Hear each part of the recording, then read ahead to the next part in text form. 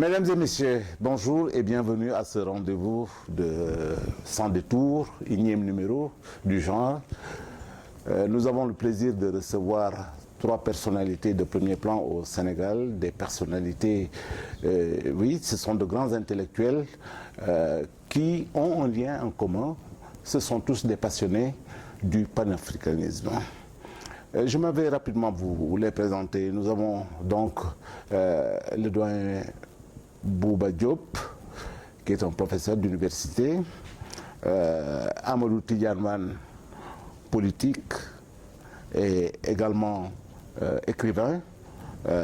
L'autre écrivain que j'ai à côté de moi, c'est Boris Diop, qu'on ne présente plus.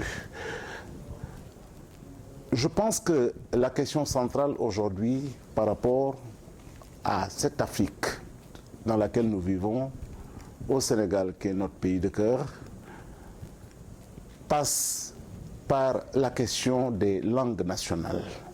C'est une passion. Et Bouba Diop, vous êtes rentré des États-Unis il y a quelques jours, de Pennsylvanie, si je ne m'abuse, où vous avez reçu un prix littéraire, je dirais encore. Est-ce qu'on peut aborder cette question? De quoi s'est-il agi?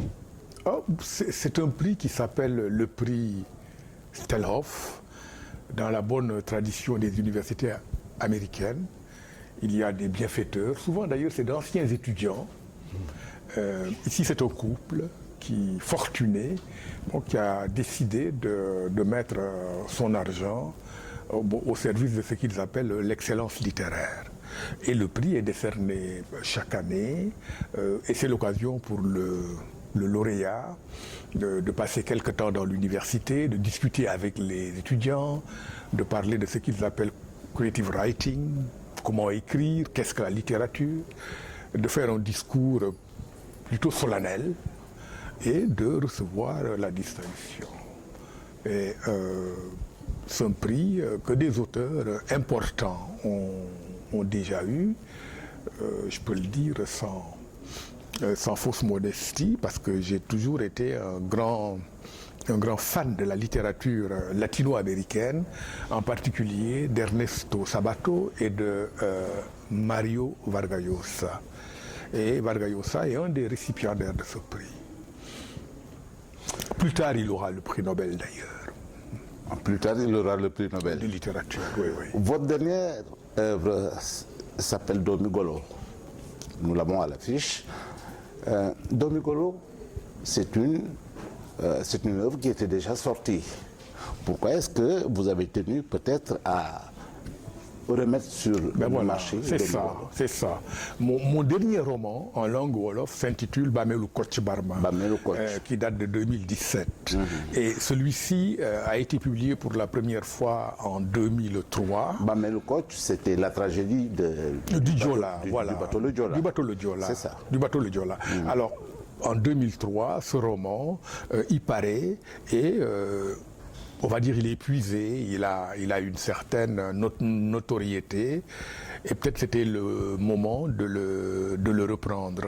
Entre-temps, mon épouse et moi, nous avons fondé une maison d'édition qui s'appelle Edjo, et ça a été l'occasion de reprendre cela, je dirais, dans de meilleures conditions. L'histoire elle-même est très simple, hein. C'est un vieillard qui sait qu'il va mourir. Et la personne qu'il a le plus aimé au monde, c'était son petit-fils du nom de Badou. Et Badou est parti. Comme beaucoup qui prennent les bateaux, sauf qu'on ne sait pas où il est parti. Et il décide de lui parler à travers l'espace, à travers le temps, et de lui raconter. Il lui dit à peu près, lorsque tu reviendras, je ne serai plus de ce monde, mais tu trouveras mes paroles. Je vais te raconter tout ce qui s'est passé en ton absence, dans la famille et dans le pays, et dans le quartier. Et le roman, c'est cette histoire-là. C'est un vieillard agonisant qui parle. C'est ça Domigolo. Et Domigolo, qui signifie le fils du Gonon. Les petits de la Gonon. J'ai traduit ça comme ça, les petits de la Gonon.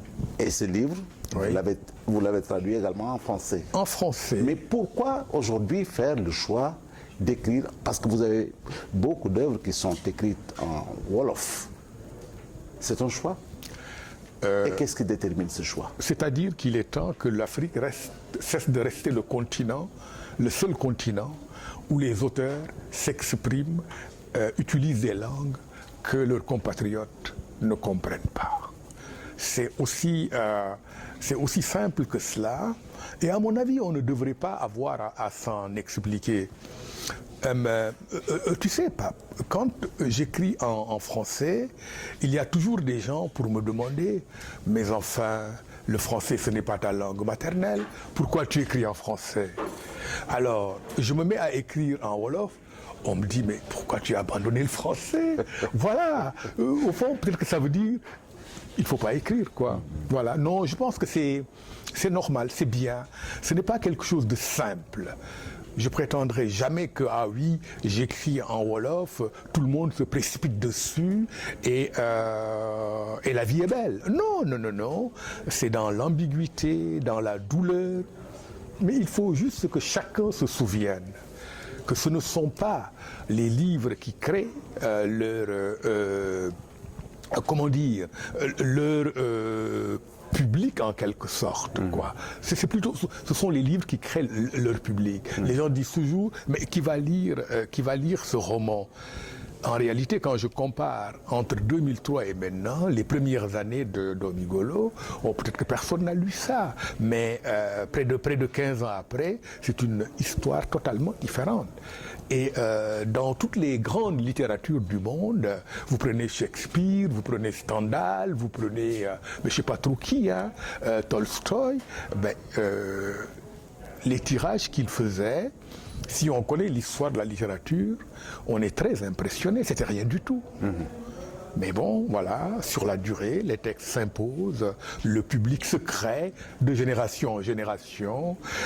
Si on est dans une démarche marketing, autant abandonner la littérature.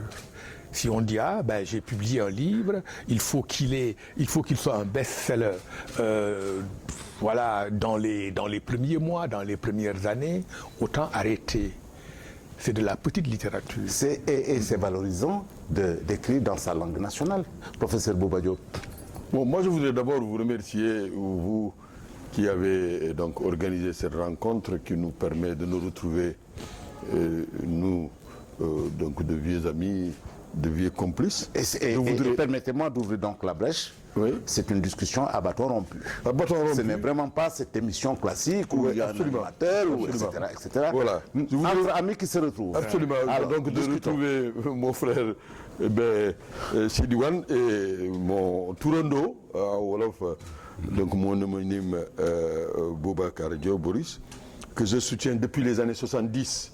Je voudrais rappeler que le premier roman de Boris Tan de Tamango, quand il a donc donné à mon frère, paix à son âme, Amidou Dia, et que à le Paris, professeur philosophe Amidou Dia, qui a été déposé et édité, donc jusqu'à la dernière production Bamé le coach. Donc j'ai lu presque toute la production romanesque de Boris. Donc je voudrais le féliciter pour le prix que vous avez soulevé et le fait que Boris également rappeler une tradition très forte dans des universités, la tradition des alumni, des gens qui ont été formés par les universités et qui en retour aident les institutions.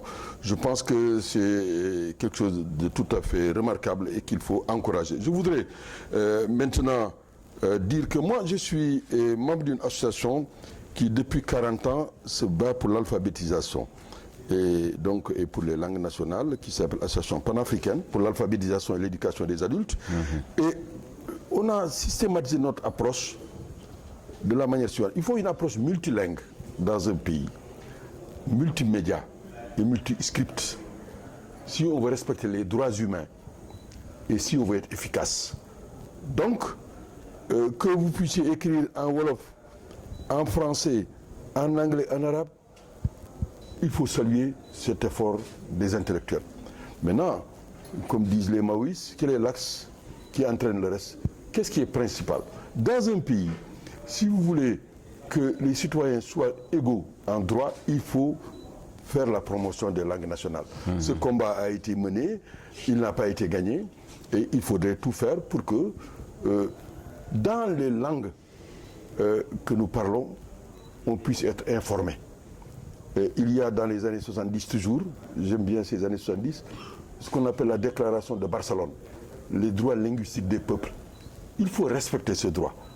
Tant qu'on ne respectera pas ce droit, je crois qu'on continuera de tourner en rond. Et comme disait Cheikh Anta Diop, tant qu'on continue de traiter les questions culturelles avec une mentalité de fonctionnaire, rien ne marchera. Et il l'a dit dans les fondements. Donc il faut que les citoyens puissent bénéficier de ce travail remarquable de Boris, que les jeunes Sénégalais puissent lire ça et que les Sénégalais puissent également jouir de ce produit-là. Sinon, il y a une certaine frustration quand on voit ce travail et qu'on est persuadé que quelques élites comme nous seuls pouvons avoir accès à ce livre. C'est frustrant et il faut gagner le combat pour que tous les citoyens puissent lire, comprendre et également bénéficier de ce travail. Juste un petit mot avant lui. Oui, combat Bouba, pas gagné, mais pas perdu. Je crois que la tendance est vraiment très bonne. J'ajouterai maintenant que Bouba est trop modeste. En fait, si je suis écrivain, je le dis toujours en public, c'est à lui que je le dois et à Hamidou Dia. C'est eux qui ont pris mon manuscrit, Le Temps de Tamango, à mon insu, et l'ont proposé à un éditeur, en l'occurrence l'Harmattan à Paris, qu'il a accepté. Voilà, c'est à moi de le dire. Quand même. Merci de ce témoignage. Voilà. Mais Amadou Tidiane Wane, heureusement que, ou enfin c'est peut-être son sentiment, quand il relève cette question de frustration par rapport à l'œuvre écrite dans la langue nationale, les avancées qu'il y a à faire pour que tout un chacun puisse s'en approprier. Quel est votre sentiment sur cette question? Je voudrais tout d'abord rendre grâce à Dieu de me retrouver avec 3 vieux amis. Et saluer la mémoire de celui qui nous a un peu rassemblés, le professeur Hamidou Dia, qui, pour ce qui me concerne aussi, a été le premier à proposer un de mes manuscrits aux éditions L'Harmattan. Il a donc joué un grand rôle de stimulation de l'écriture dans ce pays. Les frustrations qu'évoque Boris Diop, je pense qu'avec le temps, nous allons trouver des solutions. Et je pense qu'avec la multiplicité des médias aujourd'hui, on devrait penser à faire lire nos livres. Parce que tout le monde ne peut pas accéder à la lecture en un temps aussi court que nous l'aurions souhaité. Par contre, tout le monde peut accéder à l'écoute dès demain.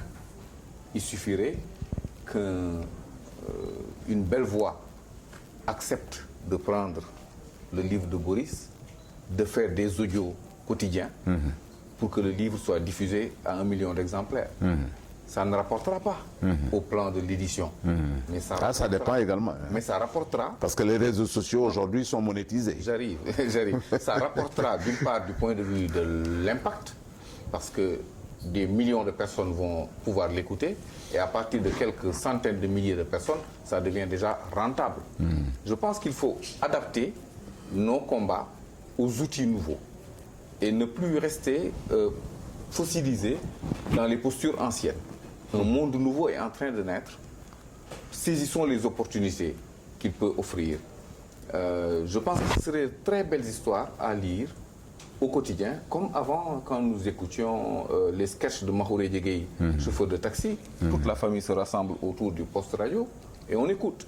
Et je pense que c'est un peu... Il faut adapter l'écriture. Parce que nous avons 2 handicaps. Le premier handicap, c'est le lectorat. Nous avons très peu de gens qui lisent. Nous écrivons beaucoup. Lui, il est particulièrement prolifique. Mais à la fin, la majorité de nos lecteurs sont à l'extérieur, pratiquement. Et l'impact que nous aurions souhaité avoir sur nos peuples, parce qu'après tout, c'est à eux que nous souhaiterions nous adresser, devient infinitésimal. Par contre, je pense qu'il va falloir que nous nous asseyions pour voir comment contourner la difficulté de notre envie de dire et de notre et des possibilités de nous faire entendre. Ça passe par l'invention de plusieurs nouveaux outils et je pense qu'on va finir par y arriver. Alors, je voudrais réagir. Mais permets-moi, doyen, de placer un petit mot. Quel est l'intérêt de valoriser nos langues nationales? C'est vrai, on me dira que Cheikh Anta a dit, que Alioune Ndao a fait. Oui. En fait, j'ai commencé à te provoquer en disant si on veut être efficace et si on veut respecter les droits de l'homme, on est obligé de passer par là. Si on veut être efficace, vous vous rappelez Senghor, qui aimait bien parler français, est-ce que vous vous rappelez le fameux discours de Senghor à Kébémer? D'ailleurs, dans cette brochure-là que j'ai, quand Cabral a été assassiné, et que Senghor disait en français, camarades, vous vous rappelez, on vient de m'apprendre que le camarade Cabral a été assassiné, les gens ont applaudi. Senghor s'est rendu compte de la bourde et il a dit en Wolof, mbokk yi baal leen ma dañu boom. Ensuite, il s'est rendu compte que lui-même, ce qu'il fait, ce n'est pas cohérent de voir des milliers de Sénégalais, membres du Parti Socialiste, qui applaudissent, qui ne comprennent rien. Donc ce jour-là, les masques sont tombés. Donc, je reviens maintenant à un débat que Boris a soulevé tout à l'heure. Est-ce que le combat est gagné, le combat? Boris a raison de dire que ce combat, il est long, on arrivera à le gagner. Et je donne l'exemple de Sembène Ousmane. Sembène s'est rendu compte qu'à travers ses romans, certes, il était bien lu, mais qu'il y avait quelque chose qui manquait. Sembène s'est lancé dans le cinéma. Je donne l'exemple du film que j'aime bien, Le Mandat. Le Mandat, il y a deux versions, une version en français, une version en anglais et une version en Wolof. Moi, je préfère la version en Wolof. Quand j'entends Mokhore Dieu parler en français, moi, cette version ne me plaît pas. Par contre, quand Djibril Diop Mambéty a donné deux versions de IN, j'avoue que les deux versions me donnent satisfaction. Donc, même quand on parle de langue nationale, il faut de la qualité, il faut un travail rigoureux et il faut d'autres personnes pour déclamer en français. D'autres personnes, il y a une manière de parler français et il y a une manière de parler en anglais. Donc, ce débat, il est très sérieux. Boris a prolongé une tradition. Ali Cheikh Alioune Ndao a d'abord écrit en Wolof, mais il s'est rendu compte que ce n'était pas encore bien lu, il a écrit en français. Mais il y a certains romans qu'il a écrits en Wolof et en français. Donc il y a un public beaucoup plus large. Ngugi wa Thiong'o, que Boris connaît très bien, le Kenya, il a décidé à un moment de ne plus écrire en anglais. Et pendant c'est un Kikuyu. Et il a fait aussi une réflexion profonde. Donc, je salue le travail fait par Edjo, par Boris. J'ai lu avec beaucoup d'intérêt La tradition de l'étranger d'Albert Camus. Ils l'ont traduit en Wolof. La traduction d'une si longue lettre de notre sœur Maria Baba. Donc ce travail est remarquable, il est intéressant, il faut l'encourager. Je pense que ce dialogue des cultures, il faut le faire. Et je termine en disant que nous tous, nous sommes condamnés à agir au niveau local, au niveau national.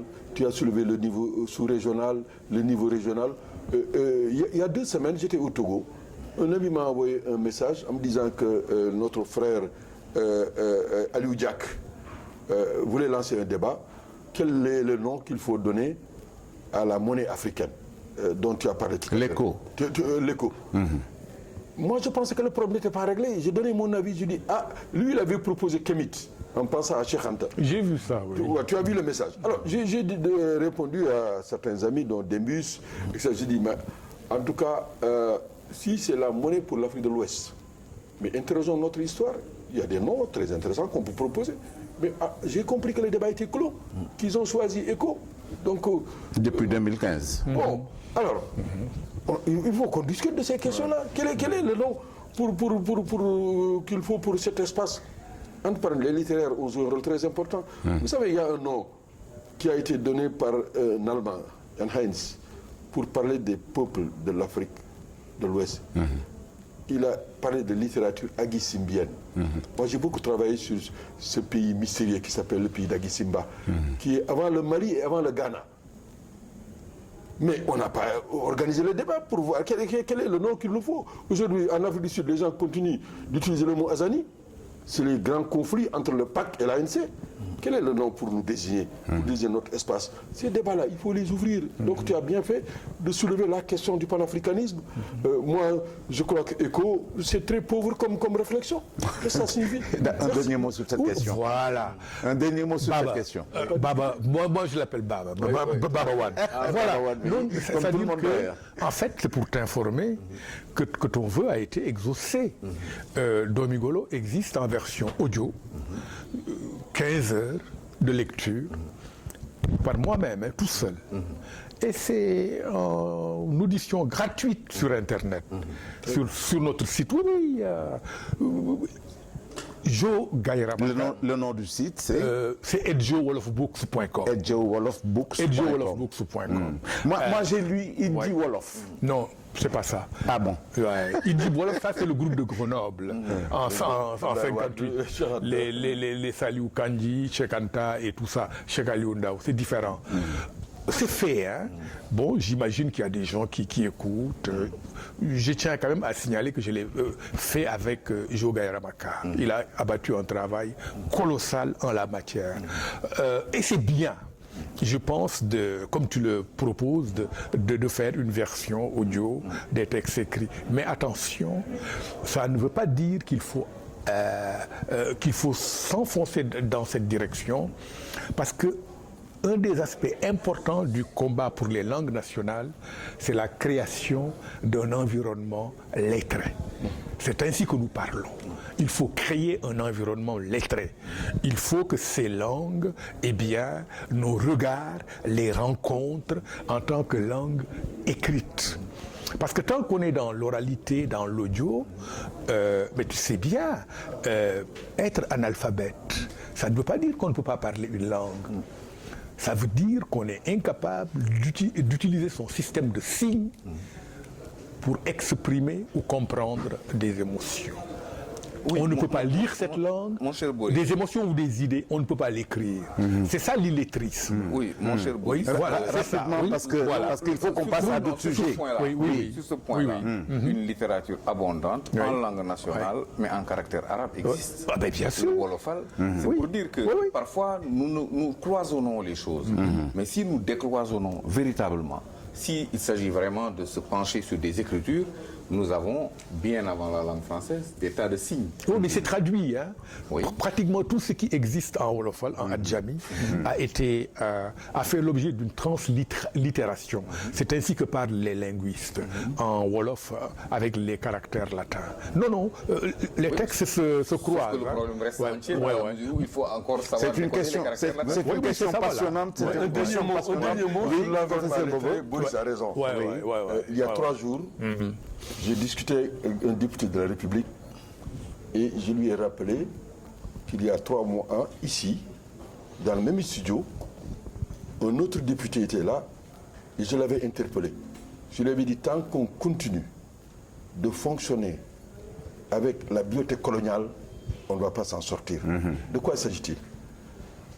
Notre association, on a travaillé sur un projet qui est budgétisé, pour qu'en moins de 3 ans, au Sénégal, on change radicalement la situation. En quoi en faisant?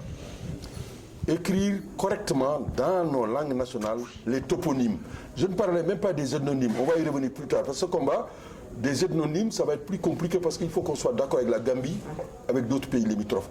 Mais au moins les toponymes, qu'est-ce que ça signifie? Les noms de lieux au Sénégal, mais qu'est-ce que ça nous coûte de les écrire correctement, que ce soit en caractère latin ou en caractère arabe? Rien ne nous empêche, et même on est en retard par rapport à des pays comme la France et l'Espagne. Allez en France, allez à Toulouse, allez à Rennes. Les Français eux-mêmes savent que la langue de Paris, ce n'est pas la langue de tous les Français, ils le savent. Donc vous allez voir dans les rues, on va écrire en catalan, on va écrire en breton et on va écrire en français.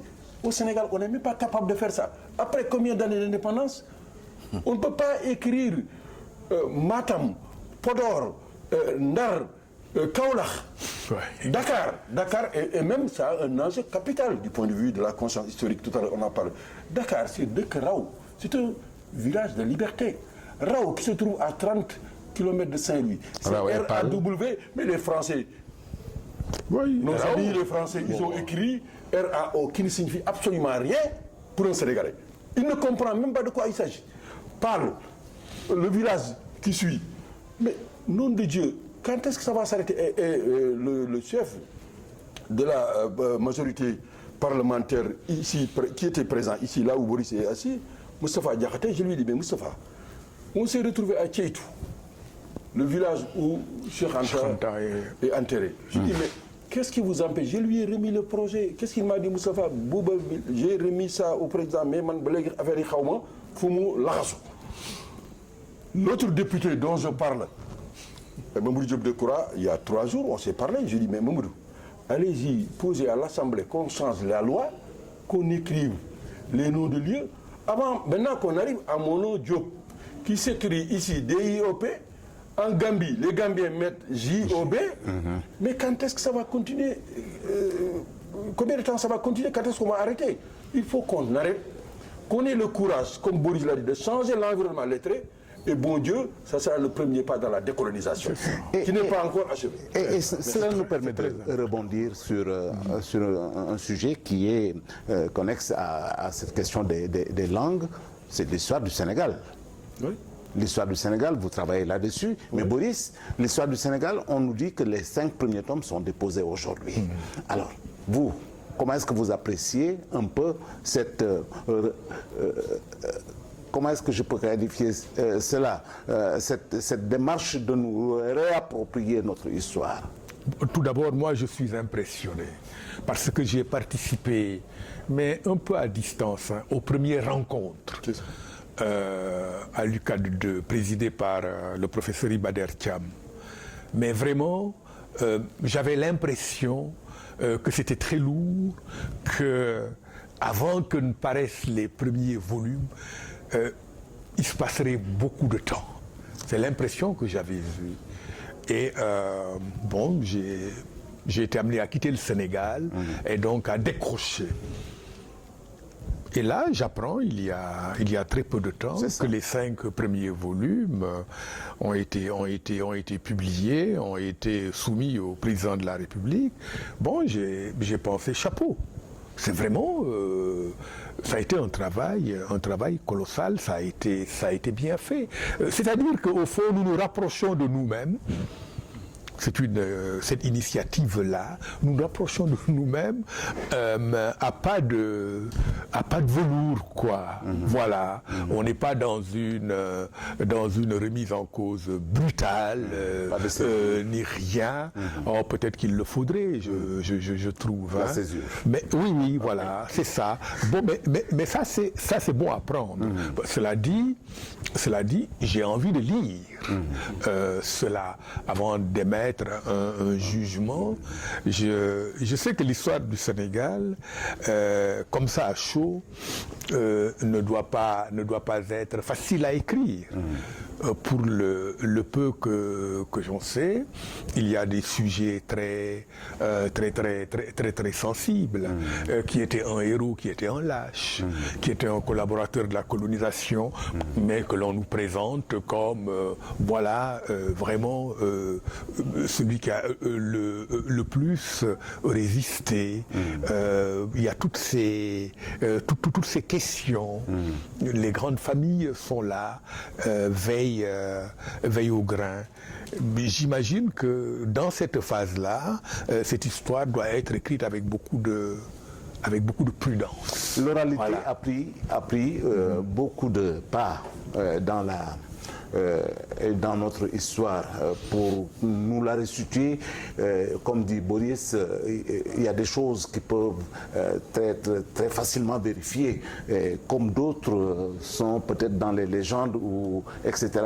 Amadou Diamrat, cette question, cette histoire du Sénégal.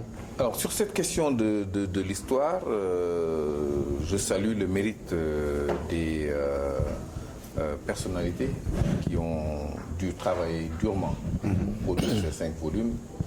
Il y a là un mérite certain. Je me demande maintenant quel sera l'avenir de ces paris, dans la mesure où il faut d'abord pouvoir les acquérir, quel en sera le coût.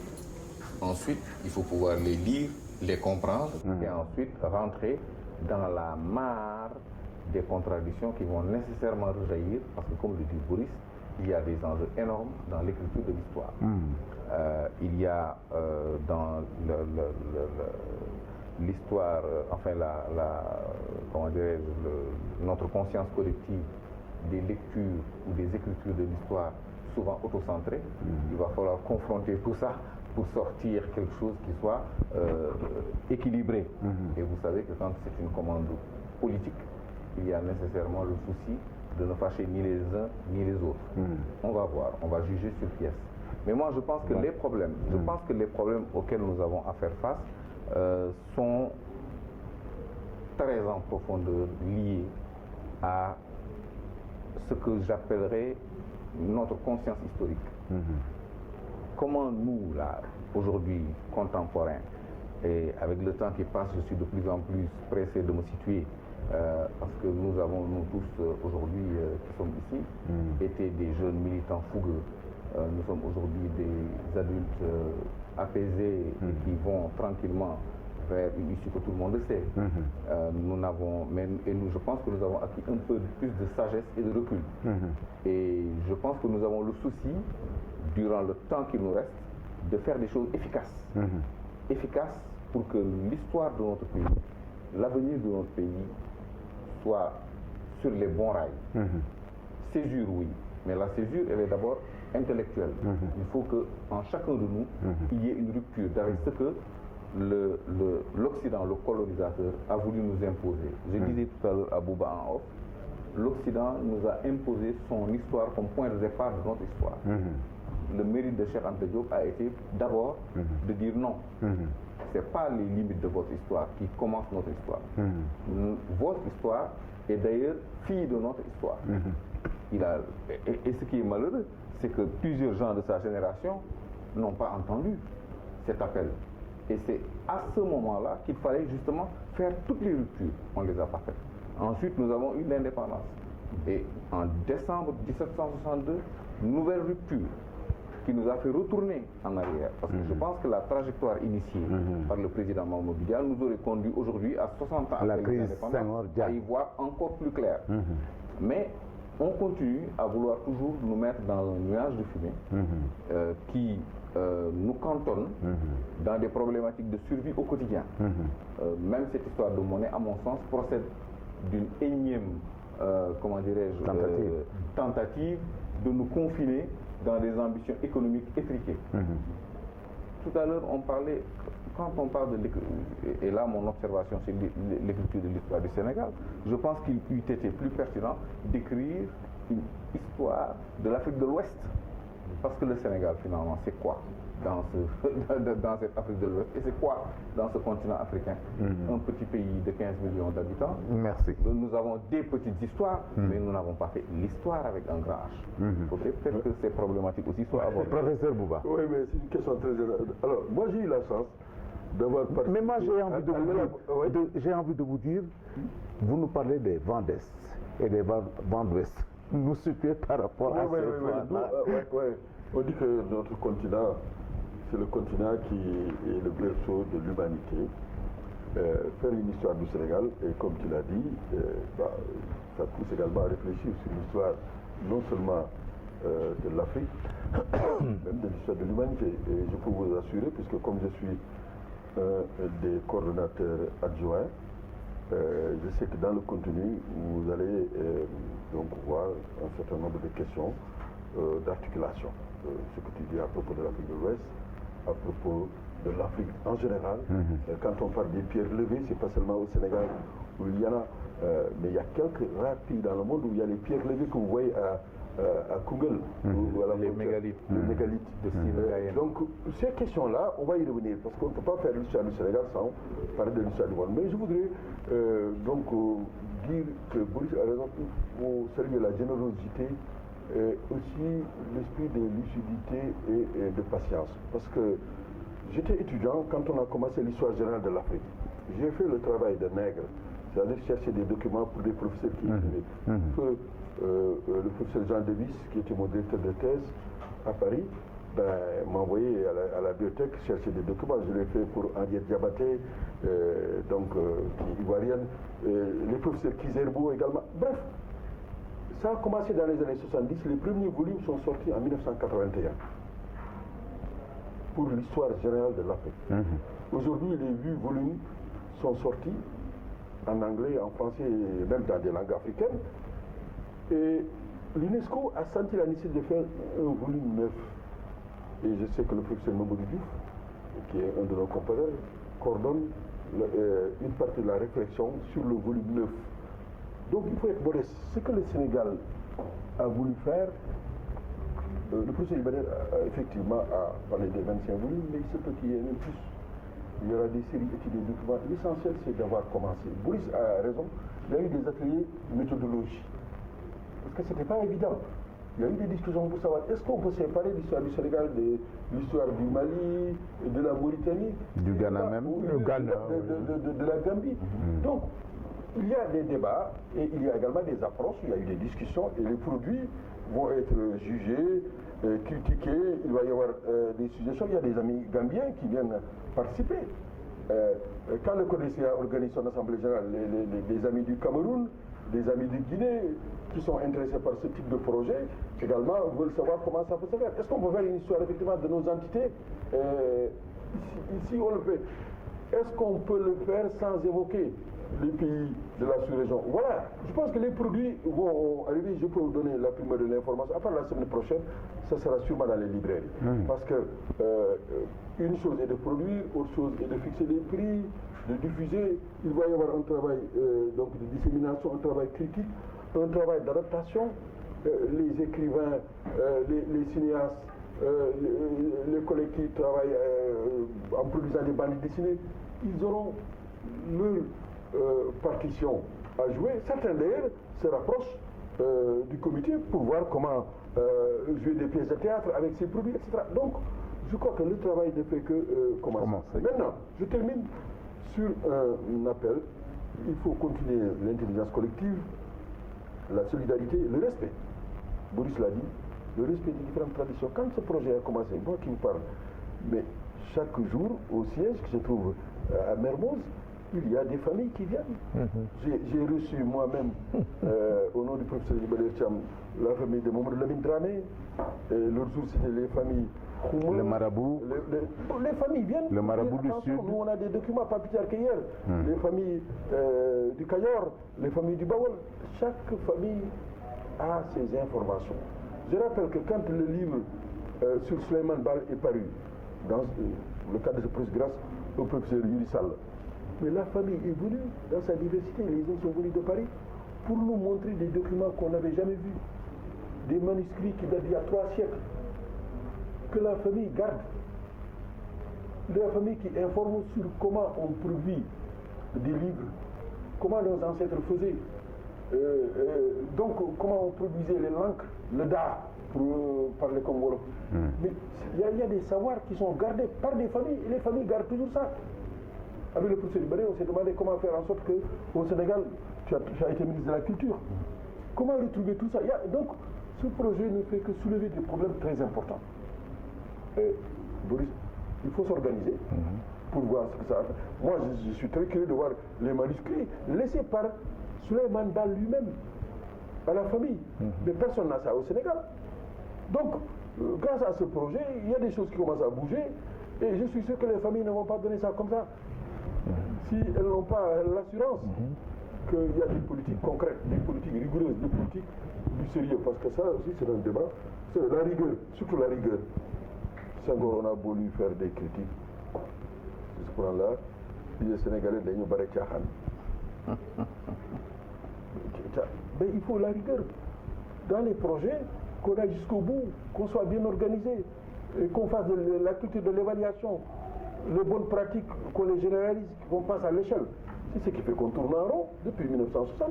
Espérons en tout cas que par rapport à ce projet, que les 25 tomes annoncés puissent être réalisés par le Sénégal parce que c'est extrêmement important, surtout pour armer notre jeunesse. Et en parlant de notre jeunesse, parlons des questions politiques. Aujourd'hui, le débat qui se pose dans notre pays est lié d'une certaine manière à la vie de Guy Marius Sagna, un alerteur, comme on le dit dans le jargon, qui se retrouve aujourd'hui en prison parce que tout simplement, l'on ne comprend pas. L'on ne comprend pas. Alors, Boris, l'affaire Guy Marius Sagna. Oui, vraiment, je pense que c'est important d'en parler parce que c'est un tel scandale. Vous qualifiez cela de scandale? C'est un tel scandale.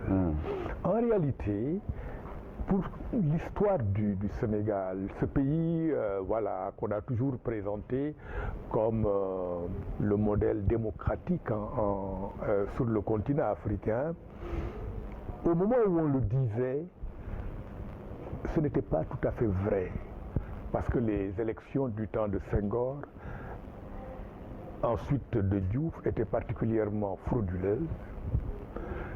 C'était le parti unique, même si en un tour de passe sémantique, Senghor préférait de parler de parti unifié. Donc il y avait beaucoup de manquements au moment même où on disait « Oh, le Sénégal, quelle belle démocratie ». En fait, on se portait juste mieux. Mais quelque chose sur quoi ce pays n'a jamais failli, ça a été la liberté d'expression. Les institutions démocratiques étaient fragiles. Peut-être aussi qu'à une époque où finalement l'unité nationale n'était pas garantie, peut-être qu'on pouvait le comprendre, on ne laisse pas vraiment, qu'on n'ouvre pas les vannes, quoi. Au nom de la démocratie, il y aurait peut-être des partis à caractère ethnique, religieux. Il y avait ce danger-là. Et Senghor serrait bien la vis. Mais la liberté d'expression a toujours été garantie. Les intellectuels étaient là à dire à Senghor ce qu'ils pensaient de sa politique, de la négritude. Il avait quand même aux trousses des gens comme Sémène Ousmane, comme Cheikh Anta, comme Pathé Diagne et d'autres, quoi. Sans parler des formations politiques de gauche, qui avaient une espèce de primat idéologique. Et il leur parlait. Donc on pouvait s'exprimer et comme on le voulait. Mais ça, c'est en train d'être remis en cause. C'est venu peu à peu. C'est venu peu à peu et le cas Guy Marius Sagna, c'est finalement peut-être la goutte d'eau qui fait déborder le vase. Parce que ce qu'on sent ici, c'est juste la volonté de punir un individu que l'on n'aime pas. De punir un individu que l'on n'aime pas, et qu'est-ce que ça montre? Ça montre que l'État est en train de devenir mesquin, est en train d'avoir des états d'âme. Je sais bien qu'il n'a rien fait, je sais bien qu'il n'y a aucune base légale pour le retenir dans les liens de la prévention, mais quand même, dina ko ñamal touti, quoi. Je vais le punir. Oui, voilà. Après, on le sort. On l'aura humilié, on l'aura essayé de le casser. Je le connais, ce ne sera pas facile. Et je crois que Réumi, en réalité, si on parle de pays en danger, c'est à ce niveau-là. C'est la faillite de notre système judiciaire.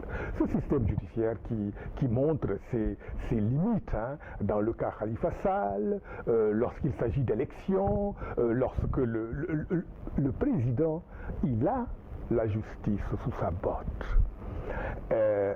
Le Parlement lui appartient. C'est presque sa propriété privée. Et l'exécutif, en fait, finalement, c'est une espèce de monarque, quoi. Et en même temps, on dit que c'est une démocratie.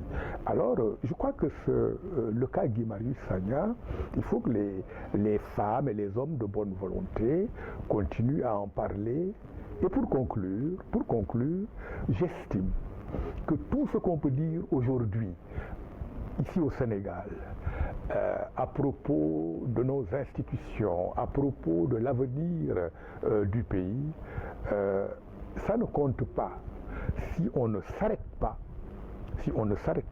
mais pour remettre en question tout le système judiciaire, la manière dont il fonctionne, sans demander une espèce de république des juges, où les juges seraient vraiment tout puissants, voilà, on met qui on veut en prison avec des artifices de toutes sortes. Je ne demande pas ça.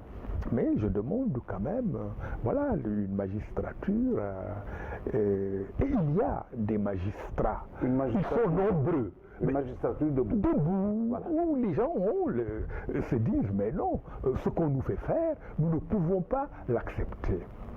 Refuser pour eux-mêmes, question de simple dignité, mais refuser aussi, c'est l'avenir de ce pays qui est quand même compromis. Merci Boris Diop. Amadou Tidiane Wane, est-ce que vous avez été ministre de la Culture, vous avez été directeur de cabinet du président Abdoulaye Wade? Doit-on considérer aujourd'hui que notre démocratie recule face à des privations? J'endosse totalement, pour gagner du temps, parce que les minutes sont chères, j'endosse totalement le discours de Boubacar Boris Diop. Totalement. C'est-à-dire que tout ce qu'il a dit, considérer que j'ai dit la même chose. Je vais ajouter une chose. Nous avons aussi un souci de panafricanisme. Mais un jeune africain, Kémy Séba, a été chassé du Sénégal. Le Nigérien. Le Béninois. Le Béninois, excusez-moi. Mais oui. Qui vivait au Sénégal avec sa famille, qui tenait une chronique sur une chaîne de télévision pour avoir brûlé un billet de 5 000 francs CFA, a été chassé sous nos yeux. Et il n'y a eu aucune réaction. Et moi, je fais un parallèle entre les deux. Je dis, il faut que nous respections même ceux qui disent non. On ne doit pas, dans une république, considérer que seuls ceux qui disent oui ont droit de citer. Ceux qui disent non participent au bon fonctionnement de la République et des institutions. Tout à fait. Parce que s'ils donnent des arguments qui sont recevables, ou s'ils ont des postures qui respectent un certain nombre de formes, ils contribuent à donner des éclairages sur ce qui ne va pas et qu'il faut améliorer. Merci Amadou Tidiane Wane. Professeur Boubayo. Je voudrais ajouter que je suis choqué, scandalisé. Marius a été arrêté le jour où moi je devais lui remettre le dernier livre que j'ai écrit et qui porte sur l'histoire du mouvement syndical. C'est ce jour-là qu'il a été arrêté. Le jeune donc qui m'a dit, ben grand, je suis choqué et comme Baba l'a dit, avant même Kémy Séba, il y a un jeune blogueur tchadien. On l'a chassé, je l'ai retrouvé à la fête de Liban. Il est chassé du Sénégal. Toutes les organisations des droits de l'homme se sont battues, Amnesty, etc. Mais Sénégal, ce qui se passe, c'est incroyable. Et je dis que c'est une honte, c'est dégoûtant. Ici au Sénégal, actuellement, il y a un danger. Ce qu'on a vu en France là, avec Benalla, ici, moi je participe au marché de l'opposition, j'ai vu qu'il y a des gens qu'on a arrêtés, mais c'est des policiers en civil, aujourd'hui au Sénégal, qui arrêtent les gens lors des manifestations. Ce qui s'est passé en France, ça s'est passé ici. Il faut que les gens arrêtent. On a voulu, comme Boris l'a dit, finir à Arli-Dubok, Yonou Askanui, le FRAP, toutes ces organisations. Il y a une note secrète d'ailleurs actuellement que les autorités françaises font circuler, qui disent qu'il faut arrêter de tuer dans l'œuf toutes ces velléités des jeunes, parce qu'il faut éviter la jonction entre les activistes intellectuels et les mouvements sociaux. C'est une note, vous pouvez voir ça sur Internet. Donc c'est ça qui est en œuvre au Sénégal. Le Sénégal est un laboratoire, une expérimentation de ce que l'Occident, les impérialistes veulent faire. Il faut arrêter. Le peuple sénégalais ne peut pas accepter cela. Et je crois que même tous les débats sur le dialogue politique, le dialogue national, ce dialogue ne peut pas continuer si on continue d'arrêter les acteurs qui s'expriment librement. Parce que de quoi il est question? On a dit qu'il a donc fait des révélations qu'on peut considérer comme du terrorisme, comme incitation au terrorisme. C'est ce qu'on a dit, c'est scandaleux. Les avocats, il faut les saluer, ils ont fait leur conférence de presse hier, les organisations de droits de l'homme se sont agitées, mais il faut que dès la semaine prochaine, ça s'arrête, qu'ils soient libres. Sinon, il faut que les gens arrêtent tous ces cirques qui consiste à discuter de démocratie, alors que la liberté d'expression est attaquée. Pourquoi on n'a pas attaqué les Français qui ont parlé de terrorisme au Sénégal? C'est ça le débat de fond. Et aujourd'hui, est-ce qu'on va arrêter? Combien d'opposants africains sont en France et qui disent des choses des fois sur les régimes africains? Est-ce que vous avez vu qu'on les a expulsés?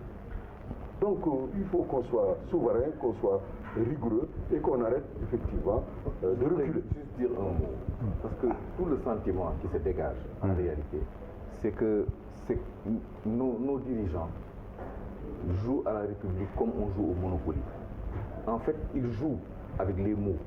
Ils ont le cadre théorique, mais en pratique, ils ne mettent pas en œuvre les impératifs d'une vraie démocratie, c'est-à-dire la capacité d'écoute, le respect de l'autre, le traitement équitable des citoyens face à la loi. Toutes ces questions-là sont foulées du pied tous les jours. Alors, je voulais qu'on aborde deux sujets. Il nous reste peut-être 2 ou 3 minutes pour conclure cette émission, mais vous avez parlé du dialogue, le dialogue national qui a été lancé, qui est en cours. Nous avons l'ancien ministre Famara Sagna, le général Niang, aujourd'hui, qui dirige les débats sur ce plan-là.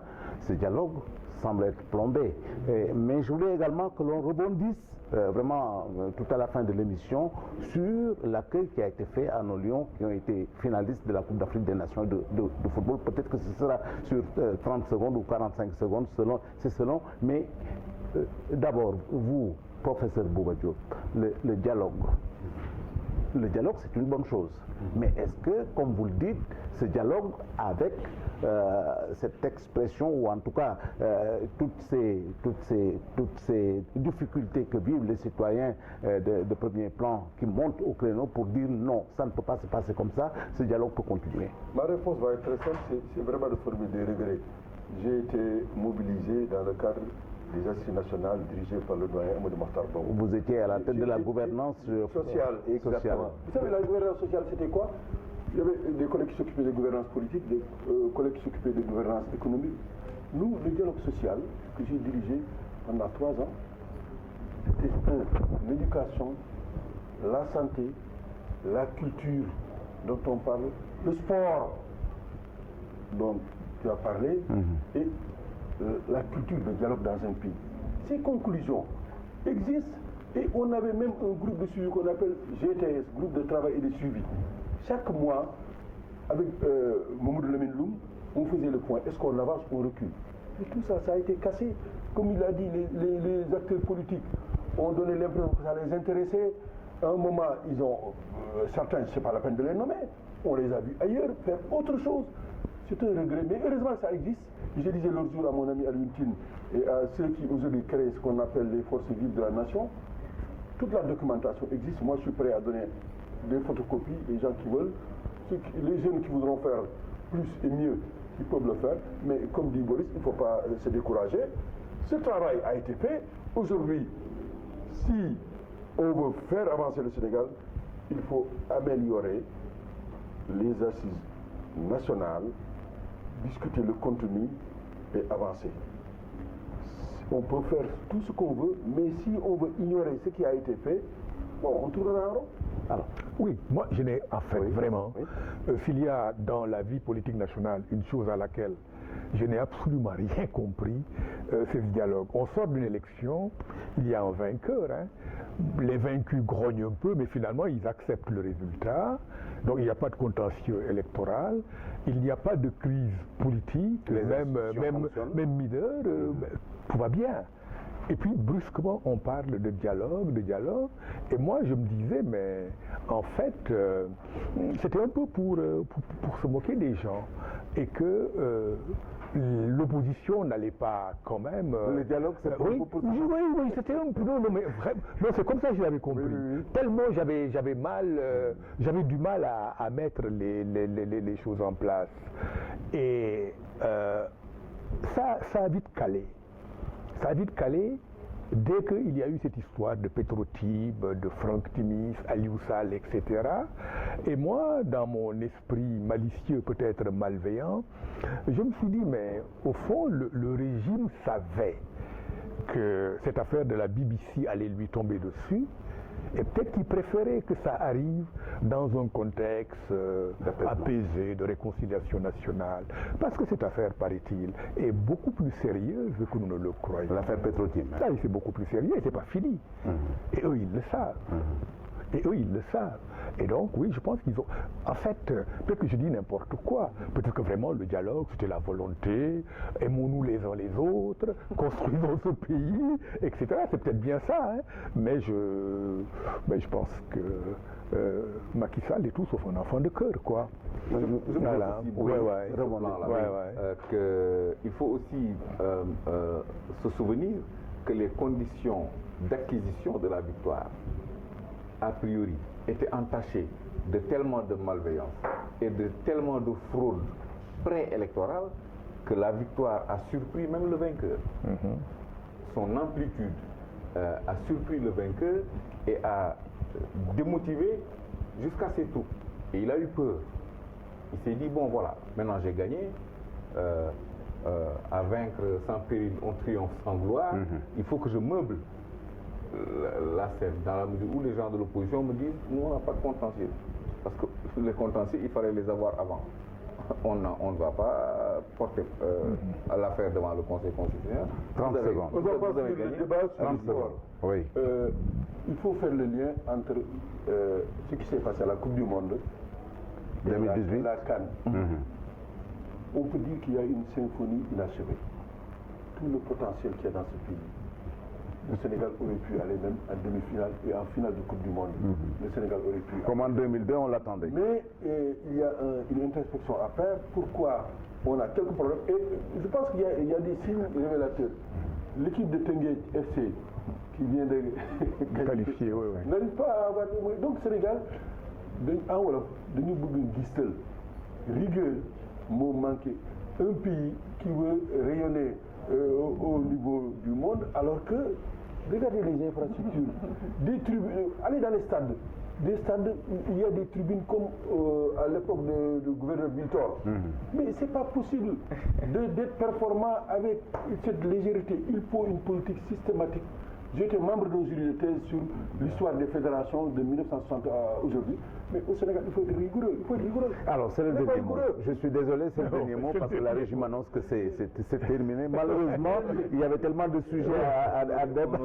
Peut-être que sans doute on reviendrait avec le même plateau une prochaine fois. Nous vous remercions, mesdames, messieurs, d'avoir suivi donc Sans détour. Aujourd'hui, nos invités, je le rappelle, c'est Boubacar Boris Diop, écrivain, le doyen Bouba Diop, Bouba Diakhlé, Bouba Diakhlé, grand intellectuel, également professeur d'université, l'ancien ministre de la Culture, ancien directeur de cabinet du président Abdoulaye Wade, Amadou Tidiane Wane, chroniqueur.